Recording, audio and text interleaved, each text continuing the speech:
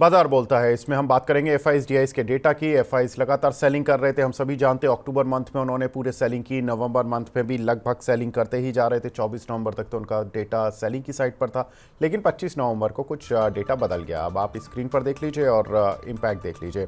9,948 करोड़ रुपए की buying FIIs करते हुए दिखाई दिए कल के सेशन में, लेकिन डीआईज ने कल 6,908 करोड़ रुपए की सेलिंग की है। तो जहां एफआईज बाय करते हैं, वहां डीआईज अपनी प्रॉफिट बुक करने पर आ जाते हैं। लेकिन एफआईज ने ये बाइंग करनी क्यों उनको पड़ी है? क्योंकि फुटसी जो एमएससीआई की रीबैलेंसिंग थी, उसका इम्पैक्ट उनको देखना था, तो उसके चलते इन्होंने बाइंग की है इंडेक्स बेसिस पर। साथ ही अगर देखें तो ग्लोबल मार्केट्स का हाल, डाउ जोन्स तो कल अच्छा बंद हुआ, करीब 1% ऊपर। शंघाई में भी तेजी बनी हुई है, हैंसेंग में भी करीब आधा % बना हुआ है तेजी का, और निकाई और कोस्पी यहाँ पर करीब 1.25 से 1.5% की गिरावट देखने के लिए मिली है। कारण बताएंगे कि क्यों गिर रहे हैं, काफ़ी कुछ खबरें हैं। एक बार देख लेते हैं आज के टॉप गेनर्स और लूजर्स, कौन से काउंटर हैं जो कि टॉप गेनर हैं और कौन से काउंटर हैं जो कि आज परफॉर्म नहीं कर पा रहे हैं। तो आइडिया वोडाफोन कितना ज़बरदस्त मूव, आज 18% का काउंटर पर मूव देखने के लिए मिल रहा है। गार्डन रीच यहाँ पर भी 9% का मूव देखने के लिए मिल रहा है। TTML 8%, Marksans pharma 8%, power India करीब 7.5%। तो ये कुछ एक शेयर्स हैं जहां पर कि तेज मूव देखने के लिए मिल रहा है। आइडिया पर हमने लास्ट वीक बात भी की थी और आज विस्तार से फिर बात करेंगे। पॉली मेडिकेयर यहाँ पर गिरावट है 7.5% की, Adani green 6.5%, Emami limited 6%, DCM Shriram 6%, Adani energy solution करीब 4%। तो ये कुछ एक काउंटर हैं अदानी के जो कि अभी भी पिटते ही जा रहे हैं, अभी ये बच नहीं रहे हैं। खबरें कुछ इन पर हैं, मिक्स खबरें हैं, लेकिन उनका क्या इम्पैक्ट होगा वो भी देखने वाली बात होगी। तो महेश सर से शुरुआत करते हैं बात की, क्योंकि महेश सर, मैं देख रहा था कि काफ़ी कुछ ग्लोबल संकेत अगर हम देखें तो काफ़ी कुछ रहे हैं, और उसमें जो मेन संकेत रहा कि अमेरिका में जो ट्रेजरी सिक्योरिटी की जो नौकरी होती है, वो इन्होंने दूसरे एक बंदे को दी है, जिनका नाम है स्कॉट बिसेंट। इनको ट्रेजरी सिक्योरिटी नियुक्त किया जा रहा है। काफ़ी अनुभवी माने जाते हैं और कहा जाता है इनके बारे में कि ये अमेरिका फर्स्ट को तो प्रेफर करते हैं, लेकिन इनकी जो सोच है वो कुछ इस तरह की है कि ट्रेड टैरिफ धीरे धीरे लगाए जाएं, एक साथ नहीं। और ट्रेड वॉर धीमा रहने की उम्मीद से कल अमेरिकन मार्केट्स तेज हो गया, लेकिन वहीं ट्रंप का एक स्टेटमेंट आ गया जिसमें कि उन्होंने 2-3 कंट्रीज़ पर ट्रेड टैरिफ लगाने की बात कर दी है। तो डोनाल्ड ट्रंप की तरफ से 3 देशों पर इंपोर्ट टैरिफ लगाने की घोषणा कर दी। अब एक तरफ वो इस तरह के एक प्लेयर लेकर आते हैं जो कि थोड़ा सा ट्रेड टैरिफ को धीरे कर रहे हैं, लेकिन चीन पर 10%, मैक्सिको और कनाडा पर 25% टैरिफ लगाएंगे। उनकी 3 देशों से तो डोनाल्ड ट्रंप की दिखता ही है कि चीन जैसे ही वो आते हैं उनको चीन खटकने लगता है, उनको मैक्सिको की दीवार याद आती है और उनको मैक्सिको पर टैरिफ लगाना आता है, और उनको कनाडा भी पसंद नहीं आता। तो ये 3 कंट्री हैं जहां पर जिसके खिलाफ उन्होंने हल्ला बोल दिया। लेकिन इम्पॉर्टेंट चीज़ ये है कि जो टैरिफ की जो रेंज है 10% चाइना पर और 25% कनाडा और मैक्सिको पर, ये उतना मैसिव नहीं है जितना मार्केट डर रहा था। तो ये एक कहीं ना कहीं हो सकता है कि गेम चेंजर बने। लेकिन क्या ये टैरिफ और आगे बढ़ जाएगा, ये ट्रेड वॉर में बदल जाएगा, या ये टैरिफ केवल यहीं तक सीमित हो जाएगा? इस पर जानते हैं। महेश सर, क्या लगता है आपको? डेफिनेटली कुछ एक इम्पैक्ट अपने को देखने को मिलेंगे। हालांकि अब पिछले टाइम जितना एग्रेसिव ट्रम्प रहे उसकी उम्मीद थोड़ी सी कम है, उसके मल्टीपल रीजंस है। तो वहां पे एक, क्योंकि हर एक देश का अपने अपनी कंट्री का जो आमने सामने बिजनेस है वो कहीं ना कहीं पे लिंकेज रहता है। अगर आप करोगे तो सामने से भी कुछ ना कुछ उसके इम्पैक्ट होने हैं। तो हम्म। उतना कुछ नहीं होगा, बट जैसे पॉलिटिकली है, उन्होंने अपने एजेंडा ऑलरेडी सेट किया हुआ है, तो उनकी तो बयानबाजी आते रहेगी। बट ऑब्वियस है कि वो थोड़ा बहुत उसका इम्पैक्ट भी देखने को मिलेगा। तो जिस जिस कंट्री से उनका मेल बनता नहीं है पॉलिटिकली, तो वहां पे एक थोड़ा सा इम्पैक्ट अपने को देखने को मिलेगा। बट बात अपन इंडिया की करें तो इंडिया पे शायद से वैसा कोई इम्पैक्ट फिलहाल अपने को देखने को नहीं मिलेगा। उनके भी मल्टीपल रीजन है, इंडिया के भी काफी सारे स्टूडेंट्स हैं वहाँ पे स्टडी करते हैं, और जो इंडिया की अभी फिलहाल पॉलिसी है वो डोनाल्ड ट्रम्प के हिसाब से थोड़ी बहुत मैचिंग करती है। तो इंडिया के हिसाब से अभी फिलहाल उतना अपने को कोई डरने की जरूरत नहीं है, और लगता नहीं है कि इंडिया के ऊपर उतना कोई एग्रेसिव होंगे। हाँ, चाइना के ऊपर, कनाडा के ऊपर एग्रेसिव मूवमेंट देखने को मिलेंगे। और थोड़ा बहुत हो सकता है कि उसमें आपने को कमेंट्स भी देखने को जी। मिले, या फिर और थोड़ी बहुत कमेंट्री देखने को मिले, तो उन देशों के हिसाब से थोड़ा सा नेगेटिव है। बट इंडिया के पॉइंट ऑफ व्यू अभी इतना घबराने की जरूरत मुझे कम से कम नहीं लग रही है। तो आईटी सेक्टर है वहाँ पे थोड़ी सी प्रीफर्ड बाइंग इसी की वजह से अपने को देखने को मिल रही है पिछले कुछ दिनों से। डॉलर अप है, और उसका फायदा आईटी कंपनीज को कहीं ना कहीं पे होता हुआ दिखेगा, एक्सपोर्ट कंपनी को भी होता हुआ दिखेगा। तो मोटा मोटी वो उन देशों के ऊपर आना लाजमी है। बिल्कुल। और आपने मैं ऑलरेडी मेंशन कर दिया है कि उतना एग्रेसिव शायद नहीं जाएंगे। बिल्कुल, काफ़ी कुछ खबरें हैं और इंटरनेशनल मार्केट की भी एक और सबसे बड़ी खबर, इज़राइल लेबनान युद्ध रुक जाएगा। आज इज़राइल की संसद में इसका फैसला भी होगा। कैबिनेट की वहाँ पर जो मंजूरी मिलनी है उस पर मंजूरी अगर मिल जाती है तो वहाँ पर सीज़ फायर हो जाएगा। इज़राइल और हिजबुल्लाह के बीच में जो एक वॉर चल रहा था, इनफैक्ट वो लेबनान के ही थ्रू चल रहा था, लेबनान की ज़मीन से चल रहा था, तो इज़राइल वर्सेस लेबनान ही हो गया था और ये 60 दिन से वॉर चल रहा था उन दोनों के बीच में।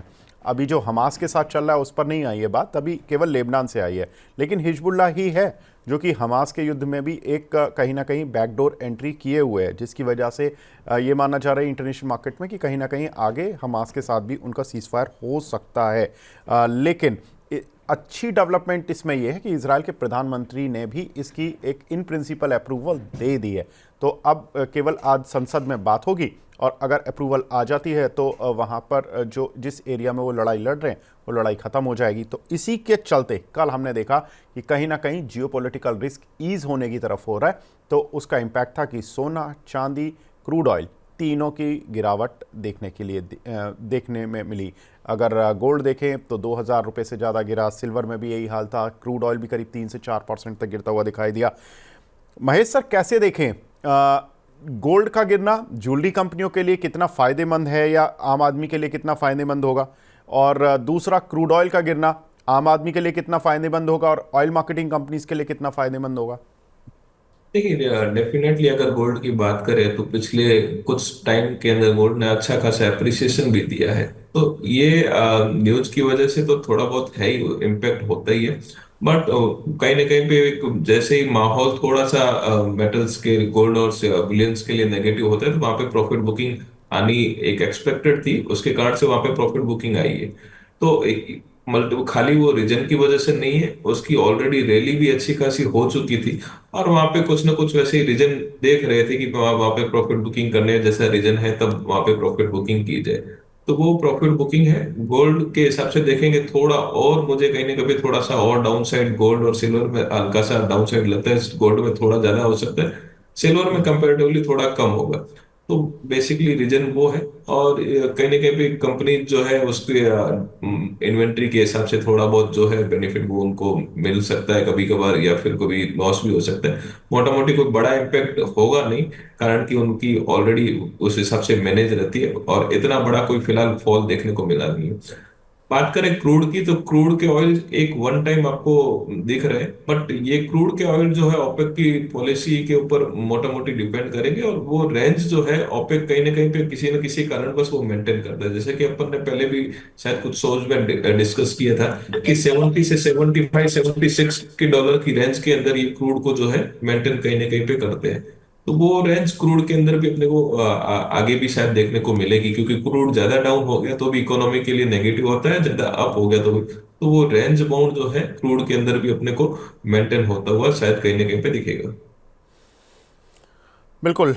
तो सर, एक और इम्पॉर्टेंट, आपने जब ओपेक की बात ही कर दी है तो मैं ओपेक की बात भी बता देता हूं कि 1 दिसंबर को उनकी बैठक होने जा रही है ओपेक प्लस देशों की, और उसमें वो क्रूड ऑयल के प्रोडक्शन को लेकर समीक्षा भी करेंगे। हालांकि ईरान के ऑफिशियल्स का स्टेटमेंट आ चुका है कि तेल सप्लाई बढ़ाने के लिए ज़्यादा रूम तो बचा नहीं है हमारे पास, तो सप्लाई तो नहीं बढ़ाएंगे, वैसे भी क्रूड गिर ही रहा है, तो सप्लाई बढ़ाने से तो ओपेक और गुरेज करेगा, क्योंकि अगर उन्होंने ऐसा किया तो कहीं ना कहीं क्रूड ऑयल की सप्लाई बढ़ने से क्रूड ऑयल के प्राइसेस और गिर सकते हैं, वो जो कि ओपेक नहीं चाहेगा। तो अगर हम देखें तो ओपेक का ये स्टेटमेंट आना उनकी बैठक से पहले कहीं ना कहीं क्रूड ऑयल को थोड़ी सी राहत जरूर दे सकता है। लेकिन अगर जियोपॉलिटिकल रिस्क घट जाता है, रशिया जहां से कि यूरोपियन कंट्रीज़ काफ़ी समय से क्रूड ऑयल बाय नहीं कर पा रहे थे, अगर वहां से भी जियोपॉलिटिकल रिस्क पर कुछ पॉजिटिव खबर आ जाती है तो डेफिनेटली इंटरनेशनल मार्केट के लिए एक पॉजिटिव होगा। ये एक होप है जो कि लेबनान वर्सेस इसराइल से जगी है। सर, अगर कोई भी ऑयल मार्केटिंग कंपनीज खरीदनी हो तो ये लेवल्स ठीक हैं क्या, और खरीदें तो कौन सी खरीदें? नहीं, एचपीसीएल बीपीसीएल की वैल्यूएशन वाइज भी ठीक लग रहे हैं, और यहाँ से किसी खरीदारी करनी है तो वो थोड़ी खरीदारी भी की जा सकती है। आईओसी भी एक ठीक प्रीफर्ड है, बट एचपीसीएल और बीपीसीएल ये दो जो काउंटर है वहाँ पे थोड़ी सी मुझे एक अपॉर्चुनिटी लग रही है कि यहाँ से अपॉर्चुनिटी बन रही है। यहाँ से भी थोड़े थोड़े अपसाइड जो है कम से कम 5 से 7% के अपसाइड तो यहाँ से मिनिमम अपने को यहाँ से देखने को मिल सकते हैं। मीनवाइल बीपीसीएल की बात करें तो 320 325 की रेंज में आता हुआ दिखाई दे सकता है, और बीपीसीएल है तो 142 से 145 की एक रेंज अभी क्योंकि स्टेबल हो गया मार्केट तो वो रेंज अपने को देखने को मिल सकती है। एचपीसीएल की बात करें तो वो 415 से 420 की रेंज एक देखने को मिल सकती है। तो कहीं ना कहीं पे अब धीरे धीरे ऑयल मार्केटिंग कंपनीज के अंदर भी हल्की हल्की अपने को बाइंग देखने को मिलेगी, और अब ये मार्केट स्टेबिलिटी की ओर जा रहा है, तो ये एक अपॉर्चुनिटी भी बन रही है। अच्छी कंपनीज है, गुड डिविडेंड पे है, और फंडामेंटली भी स्ट्रांग है। तो ये कंपनीज में मेरे हिसाब से थोड़ा थोड़ा अगर किसके पास में कैश अवेलेबल है तो इन कंपनीज में आराम से बाइंग किया जा सकता है। बिल्कुल। तो ऑयल मार्केटिंग कंपनीज में धीरे धीरे करके आप बाइंग शुरू कर सकते हैं। काफ़ी कुछ दर्शक भी हमारे साथ जुड़ रहे हैं, उनके सवाल भी लेना शुरू कर देंगे। एक हमारे दर्शक हैं केएस जी, ये पूछ रहे हैं, सूरज जी हैं। इनका सवाल है सेक्सॉफ पर। सर, इनके पास 236 रुपये 20 पैसे के कुछ शेयर पड़े हुए हैं, और अभी का जो रेट चल रहा है वो 219 रुपये चल रहा है। क्या करना चाहिए सर इनको? नहीं, डेफिनेटली होल्ड करना चाहिए, कंपनी बढ़िया है, और नो डाउट ये आपको थोड़ा सा लॉन्ग रन के अंदर अच्छा ही पैसा बनाने के देगा। बस एक डाउन साइड है वो थोड़ा शॉर्टर टर्म के हिसाब से देखा है। एक स्टॉप लॉस आपको मैं सजेस्ट करूंगा, कोई भी रीजन की वजह से, क्योंकि टाइम फंडामेंटली हर कंपनी का ट्रैक नहीं कर सकते। तो 198 के करीब करीब जी की स्टॉप लॉस रखिए, थोड़ा सा लोअर स्टॉप लॉस दे रहे हैं कारण की कंपनी थोड़ी अच्छी लग रही है। अपर साइड में 260 से 275 की एक रेंज जो है वो अपने को मीडियम टू लॉन्ग टर्म के हिसाब से आप मान के चलो कि अपने को देखने को मिल सकती है, और उसके ऊपर अगर सस्टेन करता है तो फर्दर अपसाइड भी मिल सकते हैं। लेकिन आप सब्जेक्ट टू आपको स्टॉक वो टाइम पे भी रिव्यू करना पड़ेगा। तो मेरे हिसाब से एक अच्छी कंपनी है, आप इसको लोअर लेवल का स्टॉप लॉस लगा के इसको होल्ड करिए। बिल्कुल। हाँ, तो यहाँ पर इस कंपनी को होल्ड ही करने की सलाह। लेकिन घरेलू ट्रिगर्स में बात करें तो एक जो सबसे बड़ी खबर चल रही थी वो कल थी कि एफआईज फाइनली लौट आए हैं, और 9,947 करोड़ रुपए की बाइंग कल उन्होंने की। अब ये देखना इम्पॉर्टेंट है कि ये बाइंग क्या सस्टेन्ड बाइंग है, या ये जो एमएससीआई रीबैलेंसिंग कल होनी थी उसकी वजह से बाइंग की गई है, क्योंकि एमएससीआई रीबैलेंसिंग का ही इम्पैक्ट है। जितनी भी हमारे एक्सपर्ट से बात हुई और जो डेटा एनालिसिस करते हैं उन सभी से बात हुई, तो उनका कहना है कि ये तो एक एमएससीआई रीबैलेंसिंग थी, ज़्यादा एक्साइटेड नहीं होना है। लेकिन कहीं ना कहीं एक ग्रीन मार्क तो दिखा एफआईज की बाइंग में, कहीं ना कहीं एक इतना बड़ा ग्रीन मार्क, वो भी 9,900 करोड़ का, ये कोई 100-200 करोड़ का नहीं था। महेश सर, कैसे देखें इसको? इस तरह से देखें कि रीबैलेंसिंग हुई है, चलो जी एफआईज को ये तो करनी ही पड़ती, ये तो मजबूरी है उनकी कि एमएससीआई इंडेक्स को जो भी एफआईज या हेज फंड्स ट्रैक करते हैं उनके अनुसार जितना वहाँ पर चेंज होगा एमएससीआई के इंडेक्स में, उस हिसाब से उनको अपनी होल्डिंग में चेंज करना पड़ेगा। अगर वो इंडेक्स फंड चलाते हैं तो उनको 9,900 करीब 10,000 करोड़ की उनको बाइंग करनी पड़ गई। लेकिन क्या सर ये ट्रेंड रिवर्सल हो सकता है? ट्रेंड रिवर्सल ऑलरेडी हो चुका है। आप लोअर लेवल से 2 दिन का क्लोज अच्छा खासा पॉजिटिव क्लोज दे दिया है, तो ट्रेंड रिवर्सल ऑलरेडी हो चुका है। अब यहाँ पे होगा यही कि सर मैं जिन जिन के मार्केट का नहीं, मैं एफआईज की डेटा का पूछ रहा हूँ। एफआईज का ट्रेंड रिवर्सल फिलहाल नहीं हुआ है। उनका ट्रेंड वैसे ही इंटेक्ट है। कल की अगर रीबैलेंसिंग की बात करें तो रीबैलेंसिंग के अंदर उनको परचेज करना था, बट उन्होंने अच्छी खासी सेलिंग की। मीनवाइल डीआई ने भी अपना, क्योंकि डीआई कंटिन्यूस इतने टाइम से बाइंग कर रहा था तो डीआई को भी एक अपॉर्चुनिटी मिली इनकेस करने की, जो उन्होंने लोअर लेवल पे लिया था तो डीआई ने भी थोड़ा सा सेल किया। बट ये कहीं ना कहीं पे एफआई का अभी तक ट्रिगर जो है स्टॉप हुआ नहीं है, और एफआई कहीं ना कहीं पे उनको अपने खुद के मार्केट के अंदर अपॉर्चुनिटी अच्छी मिल रही है।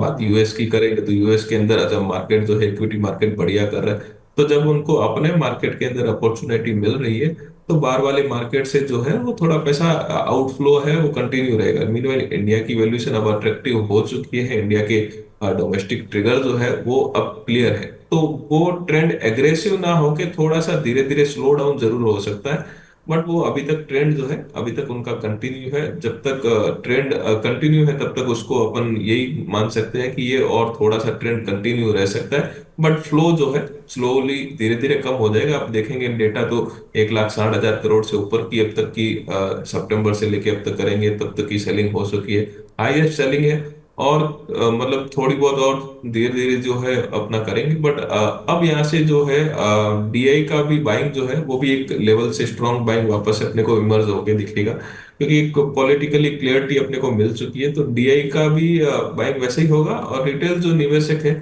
उनके दिमाग में भी क्लियरिटी है, तो वहां पे भी रिटेल भी अपना जो पैसा है धीरे धीरे मार्केट के अंदर जो डालना है, जो क्लियरिटी नहीं थी उसके कारण से आ सकता है। तो डीआई का पैसा जो मार्केट के अंदर आएगा, एफआई का ट्रेंड है वो स्लो हो सकता है। बिल्कुल। तो सर ये जो अगर एफआईज और डीआईज की जो ये लड़ाई चल रही है इस समय पर, और जो मार्केट बॉटमिंग आउट होने की तरफ है, इसका ब्रोकिंग हाउस कंपनीज पर क्या इम्पैक्ट पड़ेगा? और जो एक्सचेंज रिलेटेड शेयर हैं लाइक बीएससी हो गया, और ब्रोकिंग में लाइक एंजल वन हो गया, एडलवाइज हो गया, एमके हो गया, मोतीलाल हो गया, इन सभी के शेयर्स पे क्या इम्पैक्ट पड़ने वाला है?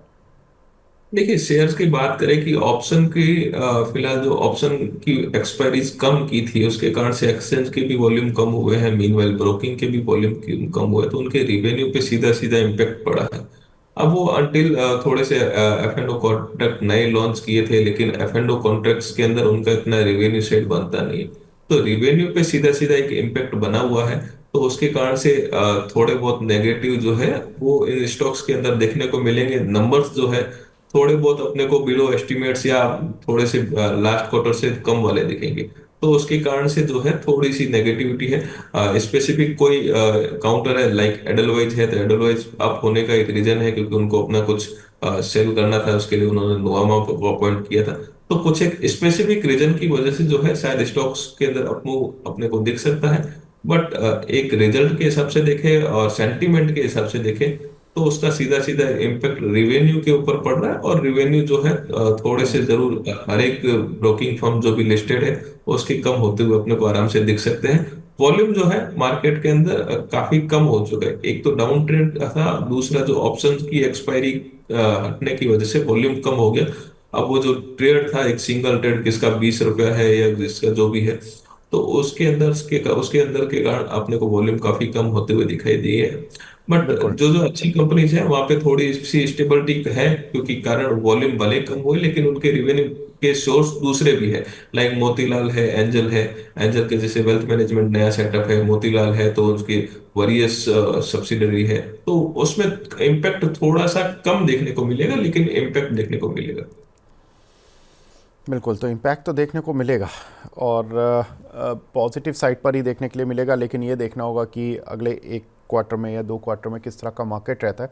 उसी हिसाब से वॉल्यूम बढ़ेंगे, उसी हिसाब से इन कंपनीज़ की रेवेन्यूज़ पर इम्पैक्ट आएगा। लेकिन दूसरी बड़ी खबर अदानी ग्रुप को लेकर है। GQG जो कि इनका एक तीसरा बड़ा इन्वेस्टर है, उसके कुछ स्टेटमेंट आए हैं, और उन्होंने कहा है कि फ्यूचर ग्रुप के लिए फ्यूचर में ग्रुप कंपनियां बेहतर हैं, कोई प्रॉब्लम नहीं है, इन्वेस्टमेंट आउटलुक में कोई बदलाव नहीं है। अदानी ग्रीन को छोड़कर किसी कंपनी पर उन्होंने कोई आरोप नहीं लगाए हैं यूएस इन्वेस्टिगेटर्स ने। तो उनका मानना है कि अदानी ग्रीन को छोड़कर सारी कंपनियां तो ठीक हैं, और ग्लोबल कंपनीज़ में इस तरह के आरोप लगते रहते हैं, और उनका ये कहना है कि ये कोई नई बात नहीं है, और इस तरह के केस कई बार सालों तक भी चल जाते हैं और पेनल्टी आने वाले समय में कम भी हो जाती है। तो ये कुछ एक बातें उन्होंने कही। उसके अलावा उन्होंने ये भी कहा कि केस और आरोप जो भी लगे हैं उसकी वजह से बिजनेस पर तो कोई इम्पैक्ट आने वाला है नहीं। और उनका ये भी मानना है कि ट्रंप जब राष्ट्रपति बनेंगे तो जो उस पूरी इन्वेस्टिगेशन को कर रहा है, जो ऑफिसर है, इन्वेस्टिगेटिव ऑफिसर, वो भी बदला जा सकता है। तो ये एक संभावना उन्होंने व्यक्त की है और उनका ये भी मानना है कि भारत की सरकार अदानी ग्रुप के साथ है। तो ये एक पॉजिटिव डेवलपमेंट था जो कि अदानी ग्रुप के साथ हुआ। लेकिन वहीं दूसरी खबर ये आ गई कि जो फ्रांस का जो एक बड़ा इनके साथ स्ट्रैटेजिक पार्टनर रहा है, टोटल गैस, उसकी तरफ से स्टेटमेंट आया कि उन्होंने अपने इन्वेस्टमेंट्स होल्ड पर डाल दिए हैं। तो ये कहीं ना कहीं आज अदानी के स्टॉक्स पर थोड़ा सा टोटल वाला जो इम्पैक्ट है वो इन टोटल ज़्यादा दिख रहा है as compare to GQG। Mahesh sir, दो बड़े इन्वेस्टर, एक टोटल गैस और दूसरा GQG। GQG पॉजिटिव है, टोटल गैस ने अपना होल्ड पर डाल दिया है।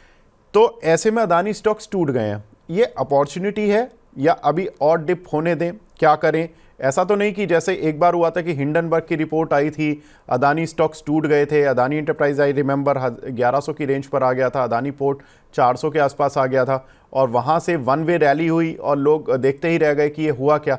टूटे भी उतना तेज जब हिम्मत नहीं जुटा पाए और हिम्मत जब आई तो जब तक शेयर बहुत सारे भाग चुके थे, फिर हिम्मत दोबारा नहीं होती कि 1100 का अदानी अब मैं 1500 में 1800 में कैसे लूं। ये वही गलती तो इन्वेस्टर नहीं कर रहे हैं या अभी गलती होने के लिए रूम है, छोड़ दें इन्हें? देखिए, दो चीजें बन रही है। कॉर्पोरेट गवर्नेंस इश्यू जो है एक बड़ा फैक्टर रहता है। हालांकि इससे आपके बिजनेस के ऊपर डायरेक्ट इम्पैक्ट उतना नहीं पड़ेगा, बट एक कॉर्पोरेट गवर्नेंस का इश्यू है, वो बहुत बड़ा इश्यू रहता है। और ये पिछली वाली जो रिपोर्ट हिडनबर्ग से डिफरेंट है। आप उसका नजरिया देखिए। अब यूएस के कोर्ट में फाइल हुआ है और कुछ ना कुछ उनके एम्प्लॉय या जो भी उनके क्लोज है ग्रुप के, उनके ऊपर डायरेक्ट डायरेक्ट जो आरोप लगे हैं, नंबर एक। नंबर दो, थोड़ा बहुत इम्पैक्ट जो है आपकी फंडिंग के ऊपर पड़ सकता है। जो इम्पैक्ट है आपकी गुडविल के ऊपर थोड़ी सी इम्पैक्ट पड़ सकता है। तो ये सारे फैक्टर्स हैं जो अपने को एक पॉजिटिव बायस की तरफ नहीं लेके जाते। कोई टाइम भी है, जब तक ये केस चलेंगे, जब तक ये मैटर पूरा क्लियर आउट नहीं होता है, तब तक यहाँ पे कोई पॉजिटिव डेवलपमेंट अपने को शायद से देखने को नहीं मिलेगा। गवर्नमेंट, इंडियन गवर्नमेंट साथ है, इंडियन के इन्वेस्टर भी साथ में है। बट इसका मतलब ये नहीं कि गवर्नमेंट कॉर्पोरेट गवर्नेंस इश्यू को भी अपन निगलेक्ट कर सकते हैं। कॉर्पोरेट गवर्नेंस इश्यू है, वो मानना पड़ेगा आपको कि यहाँ पे कॉर्पोरेट गवर्नेंस इश्यू जो है वो कहीं ना कहीं पे अपने को थोड़े दिखाई दे रहे हैं। हालांकि इतने बड़े इश्यू नहीं है। जैसे कि मैं यूएस की कुछ कंपनीज की पिछले 5 साल के अंदर डेटा देख रहा था, तो यूएस की कंपनीज के अंदर भी कॉर्पोरेट गवर्नेंस इश्यू है। वहां पे भी ब्राइबरीज के इश्यू हुए थे, उनके भी जो पेनल्टी लगी थी वो सॉर्ट आउट हुए थे। तो कहीं ना कहीं पे छोटा बहुत होते रहता है। बट एज अपन इंडियन के हिसाब से देखें तो ये जो अपने रेगुलेटर्स है उसके अंदर एक पीएलबी फाइल हुआ है, तो ये अपने रेगुलेटर्स भी वापस से इसको रिव्यू करेंगे। उसके बाद में क्या फर्दर आउटकम आएगा। और बार बार, एक बार होता है तो ठीक है, समझ में आएगा। अगर बार बार वही चीजें रिपीट हो रही है तो कहीं ना कहीं पे इन्वेस्टर भी संशय के रूप में आ जाता है। और लेकिन एक बात मैं कहना चाहूंगा, फंडामेंटली कंपनीज स्ट्रांग है। उनके जो प्रोजेक्ट है वो सारे गवर्नमेंट बैक्ड है। तो इसकी वजह से बैंकिंग सेक्टर के ऊपर कोई मेरे को बड़ा इम्पेक्ट आते हुए दिखेगा नहीं। अगर कोई इसकी वजह से कोई न्यूज फ्लैक्चुएट हो, उसका एक्सपोजर है, उसकी वजह से बैंकिंग सेक्टर में इम्पेक्ट आ जाए, वो एक कहीं ना कहीं पे सही नहीं लगता है। बट यस, थोड़ा सा गुडविल इम्पैक्ट है। फंड उनके बाहर के से जो नए फंड रेज होने हैं उसके अंदर थोड़े टाइम बिंग के लिए दिक्कत होगी, जब तक कि ये इश्यू क्लियरेंस नहीं। तो 3 से 6 महीना इसको शायद सेटल होने में वो चीजें लग जाएगी। मीनवेल उसके मीडियम में जो भी डेवलपमेंट होंगे उसके बाद में कुछ डिसीजन लिया जा सकता है। तो फ्रेश जो है बाइंग अपॉर्चुनिटी फिलहाल के लिए तो नहीं बन रही है। ना कोई इसमें एक सडन अपसाइड इम्पैक्ट है, अनटिल अनलेस की कोई न्यूज है तब बनेगा। उसके अलावा इसमें फिलहाल एक वेट एंड वॉच वाली स्थिति बन रही है। बिल्कुल। सर, इस तरह के आरोप कॉरपोरेट इशू तो काफ़ी कंपनीज में आए हैं, इवन रिलायंस में भी आए हैं। जब रिलायंस पेट्रोलियम के शेयर की बिकवाली को लेकर सेबी के कुछ उन पर आरोप थे और कुछ उन पर पेनल्टी भी लगाई गई थी। हालांकि सुप्रीम कोर्ट ने अलग डिसीज़न दिया था। तो इस तरह के डिसीज़न बड़ी बड़ी कंपनियों के साथ भी आए हैं। मुकेश अंबानी जी उस कटघरे में आ गए थे, रिलायंस भी आ गया था। अब लेट्स सी, ये एक फेस है, शायद देखना होगा, लेकिन नहीं, इम्पॉर्टेंट भी है। आपकी बिल्कुल, मैं आपकी बात से एग्री करता हूँ कि ये बड़ी कंपनीज में आते हैं। बट उस टाइम में होता क्या कि इन्वेस्टर का जो एक फेथ रहता है वो थोड़ा सा हिल जाता है। तो टाइम बिल्कुल। बिंग के लिए वो शेयर्स के अंदर जो फ्लैक्चुएशन है वो पॉजिटिव साइड का एक स्टेप हो जाता है। तो कारण वो है कि वो आउटकम आने के बाद में क्लियरिटी आ जाती है, तो क्लियर माइंड से जो है अगर किसको बाइंग करना है तो वो टाइम पे क्लियर माइंड से कर सकता है। अब यहाँ पे क्लियर माइंड नहीं है तो एक बार का साइडवेज वेट एंड वॉच वाली स्थिति बन जाती है। तो आपकी बात बिल्कुल सही है, मैं आपकी बात से बिल्कुल 110% एग्री करता हूँ कि कॉर्पोरेट गवर्नेंस इश्यू कभी कभार होते हैं। इवन मैं तो यूएस की कंपनीज की भी बात करता हूँ, बड़ी बड़ी कंपनी, उसकी लिस्ट उठा के देख लो, ये कोई नया नहीं है। और यूएस कोर्ट में ये, और ये डेलिबरेटली वाली चीज है, कुछ पॉलिटिकल फिगर आउट भी करेंगे तो ये एक जानबूझकर किया हुआ अटेम्प्ट भी ऐसा प्रतीत होता है। तो लेकिन वेट एंड वॉच करना चाहिए, जो भी चीजें हैं पूरी तरीके से क्लियर होगी उसके बाद में प्रेस कोई भी अच्छा खासा, अगर किसी को एक बोल्ड मूव करना है, बोल्ड बाइंग करना है, तो उसके बाद में लिया जा सकता है। बिल्कुल। एप्पल जैसी कंपनियों पर बहुत सारे वो लगे हैं, चार्जेस लगे हैं, उन पर बहुत सारी पेनल्टीज लगी हैं, बट ये इस बार प्रमोटर पर है, कंपनी पर नहीं है। तो ये थोड़ा सा बात है कि कहीं ऐसा तो नहीं कि कोई बड़ी प्रॉब्लम हो जाए। लेकिन लेट्स सी, डेवलपमेंट्स पर नज़र रखना होगा। और जो इन्वेस्टर जो थोड़ा सा एक एग्रेसिव बेट्स लेते हैं, वो ख़ास तौर से इसको फोकस में ज़रूर कर रहे होंगे। कुछ और खबरें सर एफएमसीजी सेक्टर से देखने के लिए मिली हैं। एफएमसीजी की जो एक सेल मानी जा रही थी कि जनरली जो त्योहारी सीज़न होता है उसमें बहुत अच्छी रहती है, और अक्टूबर का महीना तो पूरा ही त्योहारी सीज़न था इंडिया में, लेकिन उनकी जो डिमांड साइड आई है वो थोड़ी सी कम आई है, और एक्सपेक्टेड जितनी डिमांड थी वो उतनी नहीं हो पाई है अक्टूबर मंथ में। अब ये माना जा रहा है कि नवंबर से भले ही डिमांड सुधर जाए, लेकिन अभी तक नवंबर में भी उतनी सर्दी नहीं पड़ी है जितनी अमूमन पड़ती है उत्तर भारत में, और उसकी वजह से जो सर्दियों के जो प्रोडक्ट होते हैं उनकी भी डिमांड उतनी स्ट्रांग अभी तक नहीं आई है। लेकिन हो सकता है कि आने वाले दिनों में उन प्रोडक्ट्स की डिमांड बढ़ जाए। सर कैसे देख रहे हैं एफएमसीजी कंपनीज़ को आफ्टर Q2 रिजल्ट्स, क्योंकि उनके Q2 रिजल्ट्स भी मिक्स बैग थे। ज़्यादातर कंपनीज़ की वॉल्यूम ग्रोथ तो थी नहीं, लेकिन कुछ कुछ कंपनीज़ के मार्जिन्स में सिल्वर लाइनिंग दिखी, लेकिन कुछ कुछ कंपनीज़ के मार्जिन्स ख़राब भी दिखे। कैसे देखें sir HUL, Godrej consumer, Marico, Dabur जैसी कंपनीज़ को? नहीं, ऑलरेडी डिस्काउंटेड है, आप देखेंगे प्राइस को देखिए, ऑलरेडी डिस्काउंटेड हो चुके हैं। तो डिमांड नहीं थी तो प्राइस भी ऑलरेडी उतने, उससे ज्यादा ही डाउन हो गए थे। अब यहाँ से अगर डिमांड की थोड़ी भी रिकवरी होती है तो फिर एक वापस एक छोटी अपॉर्चुनिटी, हल्की हल्की अपॉर्चुनिटी एफएमसीजी में बनेगी। सेफेस्ट बेट है, मतलब ओवर ओवर काउंटर में देखेंगे तो सेफ बेट बनती है एफएमसीजी सेक्टर। तो ये कुछ एक काउंटर है स्टॉक स्पेसिफिक, आप देख सकते हैं वहां पे एक अपॉर्चुनिटी वापस से बनेगी, जैसे जैसे डिमांड सुधरेगी तो वहां पे एक छोटी अपॉर्चुनिटी अपने को देखने को मिल सकती है। तो ठीक है, आप डिमांड थोड़ी सी कम है लेकिन भाव जो है ऑलरेडी इतने सारे बिटन डाउन हो चुके हैं कि वो सारे डिस्काउंट हो गए और उससे ज्यादा डिस्काउंट हो चुके हैं।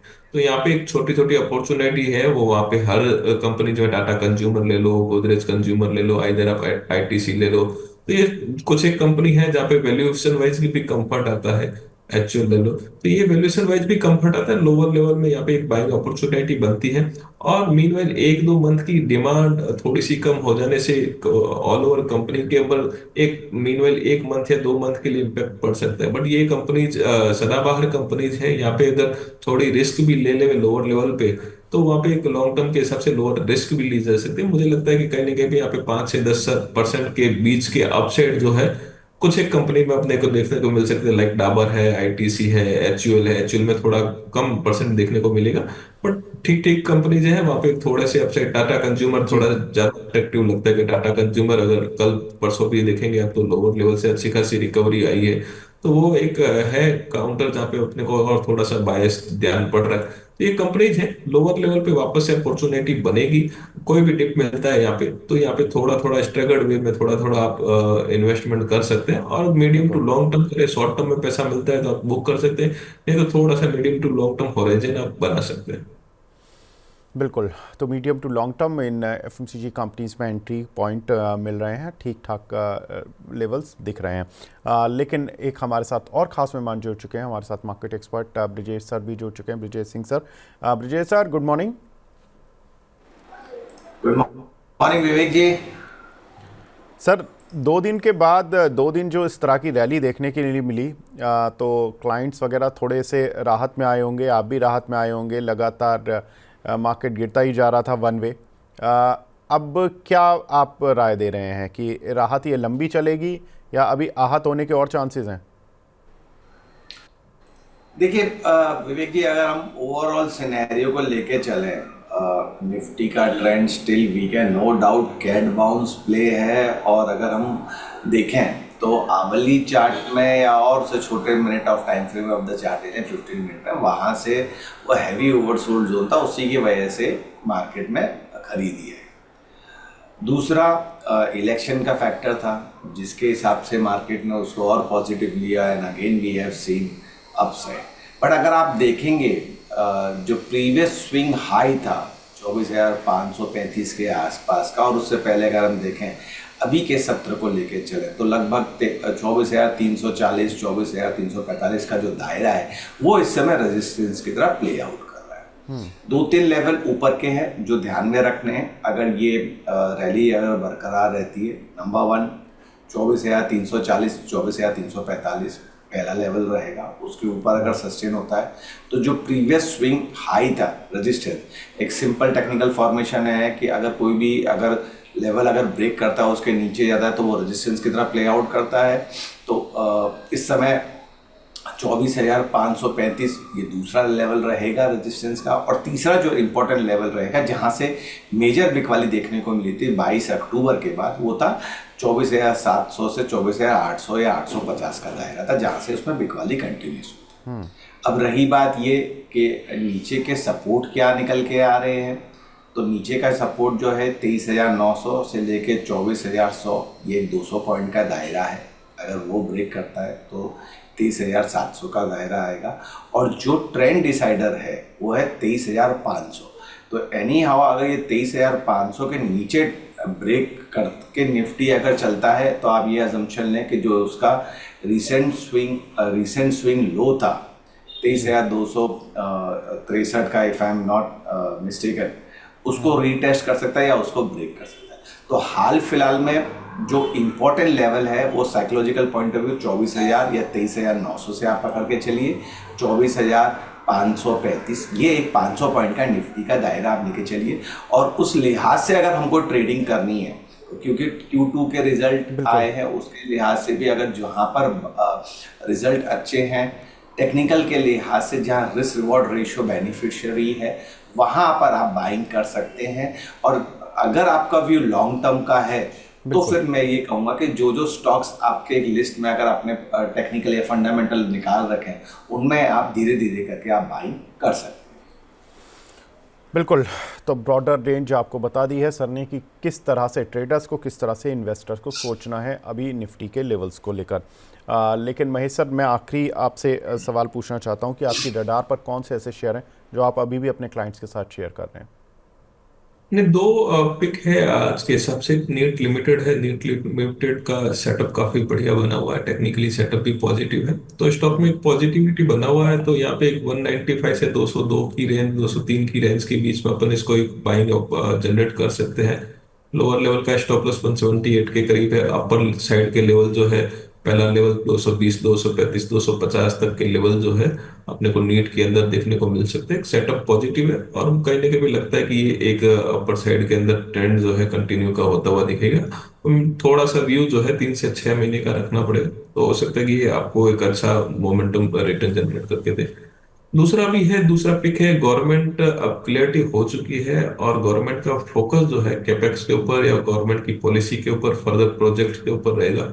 तो इरेडा अब मुझे कहीं ना कहीं एक वापस से कंफर्ट आता हुआ दिखाई दे रहा है। तो इरेडा यहाँ से एक बाइंग की जा सकती है। स्टॉप लॉस 175 का रख सकते हैं। पहला टारगेट 222 से 225 के बीच में रहेगा, दूसरा 235, तीसरा 250 तक के प्लस के लेवल जो है इरेडा में भी देखने को मिल सकते हैं। अब गवर्नमेंट का फोकस डिफेंस है, आपका बाकी सारे सेक्टर्स है, रेलवे है, इन सब के ऊपर आता हुआ डेफिनेटली दिखेगा। और इसके कुछ ना कुछ तो आपने आउटकम फिलहाल देख ही लेंगे। तो ये सेक्टर स्पेसिफिक पे ध्यान रख सकते हैं और पीएसयू में स्पेसिफिक, पीएसयू सेक्टर में आप ध्यान रख सकते हैं। इरेडा वहाँ पे एक कंफर्टेबल थोड़ा दिखाई दे रहा है।